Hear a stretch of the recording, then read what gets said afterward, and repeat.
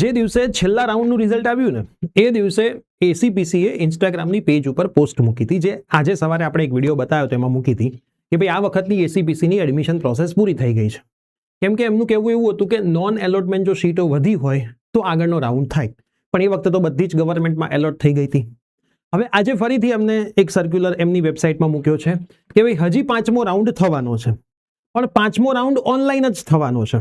હવે આજના વિડીયોની અંદર હું તમને એક સ્પષ્ટ વસ્તુ સમજાવવા માટે જઈ રહ્યો છું કે આ 5મો રાઉન્ડ જો ઓનલાઈન જ થાય છે અને દરેકે દરેક વિદ્યાર્થીઓમાં ભાગ લે જ છે, તો મને નથી લાગતું કે બહુ વધારે કોઈ ચેન્જ થવાનો છે. એનું રીઝન શું છે? 5મા રાઉન્ડમાં તમે એપ્લાય કેવી રીતે કરી શકશો? ગવર્મેન્ટ ગ્રાન્ટેડ લાસ્ટ ટાઈમ જે 4 કોલેજો, બીજી 2 કોલેજ હતી, આઈઆઈટી રામને બીજી એક, એના માટે થવાનો છે. તો એ બધી જ માહિતી હું તમને આજના વિડીયોમાં આપું છું, પણ હવે એટલી બધી આશા ના રાખતા કે તમને એમાં મળી જશે 100%. પણ એપ્લાય કરવામાં કોઈ નુકસાન નથી. તો જેમને હજી પણ ઈચ્છા છે કે ગવર્મેન્ટમાં જવું છે તો એ ત્યાં એપ્લાય કરી શકે છે. તો યસ દોસ્તો, મારું નામ છે પ્રિયેશ પટેલ. આપ સર્વેનું ખૂબ ખૂબ હાર્દિક સ્વાગત છે પ્રિયેશ વિદ્યાપીઠ પ્લેટફોર્મની ઉપર. સૌથી પહેલા તો ચેનલ પર નવા છો, સબસ્ક્રાઇબ કરી દો. સેમિસ્ટર નંબર 1ના સબ્જેક્ટ તમારે અમારી જોડે ભણવા હોય, ડિસ્ક્રિપ્શનમાં દરેકે દરેક સબ્જેક્ટની લિંક છે. રોજ 9:15 વાગે રાત્રે લાઈવ સેશન પણ આપણી યુટ્યુબ ચેનલ પર ચાલે છે, તો આવજો, ઘણું બધું શીખવા મળશે. આજે પણ એક લાઈવ છે કે કોલેજની અંદર મિડ સેમિસ્ટર એક્ઝામનું ઇમ્પોર્ટન્સ શું છે, અને મિડ સેમિસ્ટર હવે તમારી આવી જ જશે. તો આજના લાઈવમાં ભૂલ્યા વગર 9:15 વાગે આવી જજો. અને હવે કોલેજના દરેકે દરેક વિડીયોઝ આપણી પીવી કોલેજ ચેનલ પર આવશે, તો પીવી કોલેજ ચેનલને સબસ્ક્રાઇબ કરજો. અને પીવી જ્ઞાનપીઠ જે આપણી છે પ્રિયેશ વિદ્યાપીઠની, એ જ્ઞાનપીઠને સ્કોલરશિપના વિડીયોઝ આવવા લાગ્યા છે, તો એના માટે સબસ્ક્રાઇબ કરી દેજો.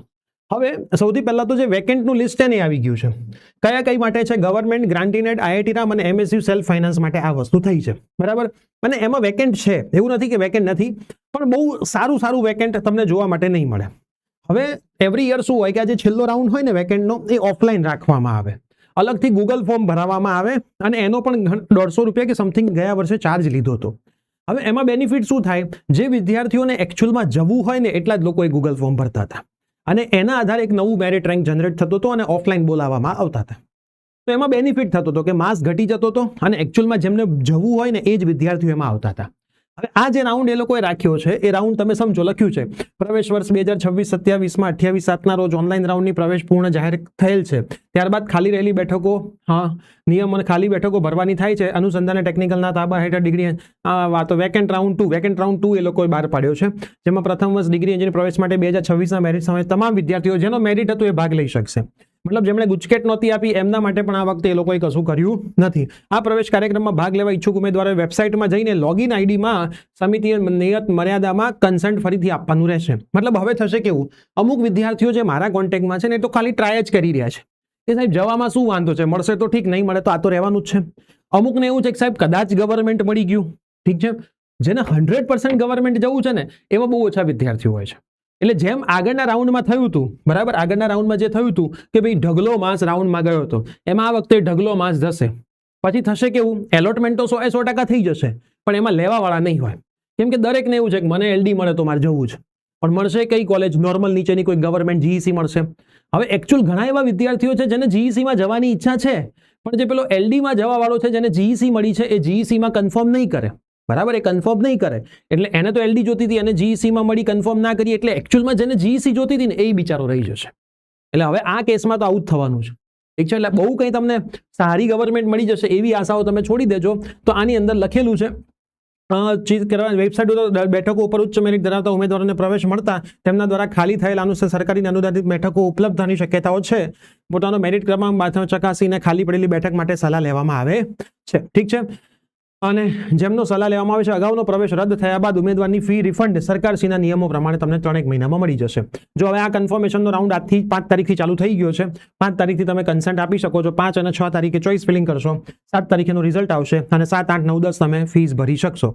વધુ માહિતી માટે ઉમેદવારો દ્વારા સમિતિની વેબસાઇટ છે, અને હવે લખ્યું છે there will be no any admission round for after completion of this process. મતલબ હવે એ લોકોએ તો ક્લિયર અહીંયા લખી દીધું છે કે આ પ્રોસેસ પતે છે, આના પછી કોઈ પણ જાતનો રાઉન્ડ થવાનો નથી, બરાબર. આ સૌથી છેલ્લો રાઉન્ડ છે એવું હવે આ લોકોએ લખ્યું છે. હવે ફરીથી એવું થાય કે પાછી સીટો ખાલી પડે અને ક્યાંક ઓફલાઈન રાઉન્ડ એ લોકો કરે, બરાબર. ગવર્મેન્ટ તો તમને ખબર છે, ઠીક છે. એટલે હવે હું વધારે કંઈ નહીં કહું, પણ ફરીથી રાઉન્ડ આવ્યો છે. પણ આ રાઉન્ડની સિચ્યુએશન જે તમને સમજાઈ કે ભાઈ આ પહેલા નંબરનો મેરિટ વાળો વિદ્યાર્થીને એલડી જવું છે, એ ભરે છે, કાં તો માની લો 15મા નંબર વાળો એલડી ભરે છે, પણ એને એલડી નથી મળતી, ઠીક છે. એને કોઈ જીઈસી મળે છે, એટલે પાછું કન્ફર્મ નહીં કરે. હવે એની પાછળના કોઈક વિદ્યાર્થીને એકચ્યુઅલમાં જીઈસી જવું હતું, એ તો એની સીટ લઈને બેસી જ ગયો છે, એટલે એ નહીં મળે. એટલે આમાં કેવું છે કે બહુ કોઈ વધારે બેનિફિટ વિદ્યાર્થીઓને થશે નહીં. જે બહુ હાયર મેરિટમાં હશે અને ક્યાંક નસીબ લઈને આવ્યા હશે એમને બેનિફિટ થશે. પણ આપણે તમને હંમેશા કીધું છે કે ભાઈ ટ્રાય કરવાનું. એક શીટ રાઉન્ડ 1માં આપણે પકડી રાખવાની, પછી આગળના રાઉન્ડમાં તો હંમેશા પ્રયત્ન આપણા હાથમાં હોય છે. જો આગળના એક પણ રાઉન્ડમાં નથી મળતું તો રાઉન્ડ 1 વાળી શીટ તો આપણી કન્ફર્મ જ હોય અને ત્યાં તમે રિપોર્ટિંગ પણ કરાવી દીધું હશે. ઠીક છે, તો કોઈને જવું હોય, આપણે સવારે પણ વિડીયોમાં કીધું હતું કે ભાઈ જો 1% ચાન્સમાં કંઈક રાઉન્ડ આવી જાય, ઠીક છે, એમણે પોતે જ મૂકેલું હતું કે હવે કોઈ રાઉન્ડ થવાના નથી, તોય રાઉન્ડ થયો છે. તો હજી બી એ લોકોએ જ કીધું છે કે આગળ કોઈ રાઉન્ડ થવાના નથી, તો કદાચ કોઈ ઓફલાઈન રાઉન્ડ આવી બી જાય તો આપણે પાછી એની માહિતી તમને આપીશું. માહિતી લેતા રહેજો. એપ્લાય કરવું ના કરવું એ તમારું ડિસિઝન છે.